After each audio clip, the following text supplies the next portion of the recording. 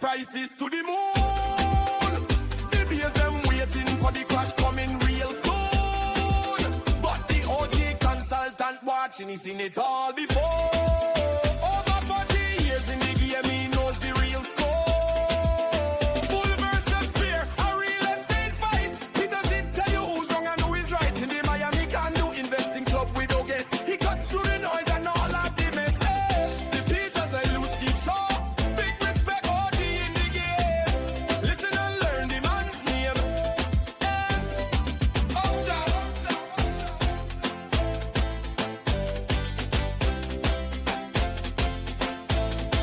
Peter Zalewski Show. Welcome to the Peter Zalewski Show. I'm Peter Zalewski, condo consultant, expert witness, founder of the Miami Condo Investing Club. Somber day today in South Florida. Today is June the 24th of 2026. This is the 5-year anniversary of the tragedy that occurred on the barrier island of Miami-Dade County when the Champlain Towers South collapsed. 12-story building, 136 units, went down 1:22 in the morning, and 98 people died. Ultimately, $1 billion settlement paid out to the families of the victims. South Florida condo industry changed that day. Florida's condo industry changed that day. And I would make the argument the nation's condo industry changed that day. A lot of legislation has gone forward, put in place, trying to bring some added transparency to the market, both in terms of sharing of information with unit owners as well as prospective buyers, but also to putting in place mandatory inspections every 10 years called structural integrity reserve studies, as well as at year 30, a milestone inspection. As a result of that, location doesn't matter anymore. South Florida real estate, at least for the foreseeable future. Now it's about the age of the building. What good is location if the age of the building might ultimately, end poorly, like it did for those poor people when the floors just collapsed on them. So what I want to do today is just sort of tell you, I had a conversation a week ago. I do a program over at Miami Community News, program called Miami's on Fire. I do it with a friend and my co-host, Oscar Musabe. He works over at Lee and Associates. He does office leasing. He and I got into about a 64-minute conversation about where we were, where we are, and where we're going related to the Surfside tragedy. So rather than me trying to explain everything out, what I want to do is I want to point you to the video, which will be posted in the text that's involved with the publishing of this particular podcast, Peter Zalewski Show today.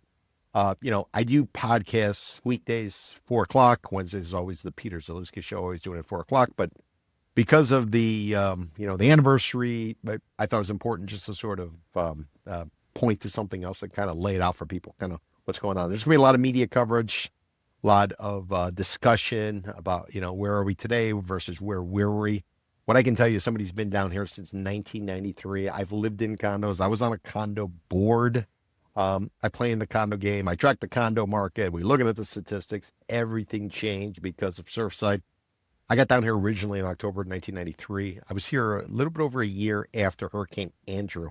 Some would say a Cat 5 storm came rolling through, destroyed Homestead, and led to all kinds of upheaval in Florida's real estate market, especially on the construction side. Surfside is this generation's Hurricane Andrew. It has changed everything. Condo living forever will be different in the state of Florida. We're now starting to see some of the repercussions of it in August, a little bit more than a month from now. Fannie Mae is going to eliminate something called a limited review. Limited review is a way to get a condo loan, a mortgage, in a fast track way. Now, as of August, that's off the board. Now there's going to have to be a full-fledged review of any mortgage application related to a condo association because people don't want to make it these condos. Give you guys some perspective. There's 28,000 condo associations in the state of Florida. We got 67 counties, 22, 23 million people.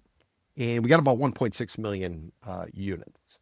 And down here in the Miami-Dade, Broward, Palm Beach, Tri-County region of South Florida, We're looking at 13,000 associations with 760,000 units. When the tower went down, it was 40 years old, came online in 1981.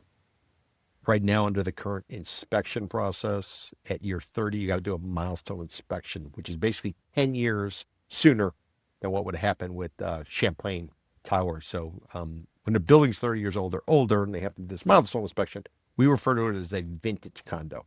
Anything that's between 1 and 29 years, we are referring to it as modern. So you got modern, which is less than 30, and vintage, which is at least 30. So we dug into the numbers. We're putting together a condo ratings agency. We're going to be rating or using statistics and numbers and research to go ahead and figure out the economic feasibility, stability, viability of condo associations in Florida. So we went ahead and we took a look at the numbers, and what we found in South Florida, in 760,000 units, 67% are vintage. So 67% would ultimately fall into that category, which was Champlain Towers South. I'm not trying to scare anybody, but I'm just saying this is the reality of the market. The industry will have you believe it's just a small little sliver. No. The market is old condos in South Florida and state of Florida. So this is something to pay attention to. This is something to be aware of. And that's why, we got the latest and greatest data. We got AI. We got all these things. So hopefully we're going to be able to avoid it. But the key is you got to have the information and you got to have the facts. The studies have been conducted, most of them. I don't know how many are still outstanding, but all of these associations have had to do studies. Problems have been identified. Experts, licensed architects, licensed engineers, they've gone through and evaluated these buildings. They came up with a report. They gave it to their numbers people who ultimately assigned a dollar amount, what it was going to cost to fix everything, then put it in the hands of condo boards. Condo boards beginning in 2026, they have to figure out a way to fund it and address the issues, which ultimately is meant to try to avoid a repeat of that tragedy that occurred 5 years ago today. So that's the good news. The good news is we know what the problems are and we know where they're at. The problem is, do people have the cash to go ahead and afford and pay for what it's going to cost to fix this stuff? We're dealing with affordability in this country right now, whether it's gas prices, which are starting to come down, or it's anything else, healthcare, if you can get it. We're dealing with a lot of issues right now, and the question becomes what ultimately becomes of these units. These vintage condo units that are at least 30 years old or older, are they going to be able to be fixed? Our longtime owners, are they going to be able to come up with a special assessment? Our ballpark is special assessment on a building up to 4 stories tall is probably $25,000. If that building's 5 to 14 stories, that's $65,000 is what we're calling. And 15 stories or more, that's $100,000 special assessment. Typically, you get a year to pay. You can't pay it, the association can foreclose on you. Alternatively, the association can decide to take out a loan. Well, the lenders are going to be private money. Therefore, it's going to cost more. Hard money. Look at 9, 10, 11% interest rate. Right now, mortgage is 6.7. Why would a buyer potentially want to step into one of these units and bail out a seller who's maybe upside down or is maybe sucking wind right now because simply the cost, the affordability issue? And that's kind of what we're up against right now. So while they've gone through and they've identified the problem, are the unit owners going to have enough money to pay for fixing the problem? And then they have to go through the process. A general contractor who does restoration work told me every $2 million of restoration work is a year of labor. So this is going to be a long, drawn-out process, everybody. I mean, we're at the point now where the work is beginning. It's going to be going on. You're probably going to see the repercussions for probably the next 2 to 3 years, probably 2, but maybe 3 years as we kind of get through this. Sellers are heading for the exits. We're already seeing it. Pricing is coming down. It's likely to continue to come down. There's a saying on Wall Street, you take the stairs up and then the elevator down when the market sort of disappears. I think with this market, we're doing the opposite. I think we took the elevator up in 2021, 2022, 2023, when you didn't have to wear a mask in Florida. Florida Governor Ron DeSantis said no mask mandate or no mask requirement, no mask needed, while other states were putting in place, especially blue states. A lot of people came down here. They bid up the pricing. They were going over and above asking price. They bid these prices up really high. One reason they did is they could work from home. Well, that's all changed. Wall Street has called employees back. Technology, tech companies, everybody got called back to Silicon Valley. And then probably they got laid off because of AI, but that's a different story. So you got people who bought here 2021, 2022, 2023. They're trying to get out. Why? Because they're trying to rent the units and the rents are not covering what the carry is on the particular unit. So they're trying to sell, and they're selling into a market where buyers are sitting back saying that. So, if you're a buyer, could be a good opportunity to go in. But if you are going to go in, make sure you have a signed inspection, licensed architect, licensed engineer coming from that association. Otherwise, you're licking your finger, you're holding it up, and you're trying to figure out which way the wind blows. So we're really at a crossroads in the marketplace today. It all is a result of that tragedy that occurred on the Barrier Island right at 87 Terrace in Collins Avenue. Immediately to the south is Miami Beach, and Champlain Tower was on the southeast boundary, the border of Surfside overlooking Miami Beach. There was a small little street that separated the two, and that's kind of where we are today. So I don't want to go too much more into detail, but last week, as mentioned, I had a conversation with Oscar Musabay, Lee and Associates. By the way, anybody looking for office space, reach out to him. But we had a conversation. I think it kind of spells out everything that you need to know if you own a condo, if you're thinking about buying a condo, if you sell condos, if you finance condos, or if you're just worried because maybe somebody lives in a condo. So a lot of stuff that we discussed. We had a pretty good conversation. I think everybody's going to enjoy it. So with that, I'm going to go ahead and end this podcast. I'll remind everybody, next week we're going to go back to the Peter Zalewski Show. Normal. We'll be rocking and rolling and busting chops and energetic, but today it just doesn't seem appropriate given the fact of everything that we're sort of looking back and sort of remembering. So tip of the cap to all the families from Surfside. I don't know what kind of pain you're feeling. I just cannot imagine.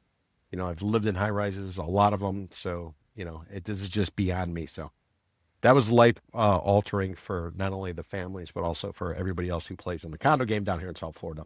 Hopefully we're on the path of trying to get this thing resolved, and that will bring some confidence to the market for everybody. So make sure to check out the YouTube video that's going to be posted in the bottom of this particular report. And we will see you again next week. Remember, Wednesdays, 4 o'clock, the Peter Zalewski Show. I'm doing podcasts 5 days a week, 4 o'clock, always talking condos. Monday, I do Miami Condo Mondays with Jenny Hortas, my partner from CVR Realty. Check out her website, cvrrealty.com. Tuesdays, we talk condo statistics with the Miami Condo Exchange. Wednesday, the Peter Zalewski Show is typically a one-on-one conversation with somebody I think you need to know, or we delve into an issue. Thursdays, we talk about the distressed condo market with condo capitalism, and then I always wrap up the week with a bull versus bear discussion with Daniel Hernandez from Compass Real Estate. And that's called Buy, Sell, Hold Miami. Always 4 o'clock, weekdays. They're live stream. You'll watch them for free. Once the video is over, or the podcast is over, we edit it for sound as well as look, and we make it available, but it's only for members of the Miami Condo Investing Club. So there's a paywall. Miami Condo Investing Club, we are basically tracking the condo market. We're almost like we're creating a community of people interested in condo information, straightforward information, no sugarcoating, no spin. Give you the the intel you need to go out there and do whatever it is you want to do. Whether you're a DIY buyer, you're a buyer working on a broker, you're a sell-side agent, can't figure out the market, you're a lender, you're a regulator, and or you're just curious about the marketplace. So. Thanks everybody for tuning in, and we'll get back to regular Peter Zalewski Show next week. But on this day, that's all I can do is think about that experience. Which, what can you say? I'm Peter Zalewski, condo consultant, expert witness, founder of the Miami Condo Investing Club. Thank you for tuning in. Ciao, ciao.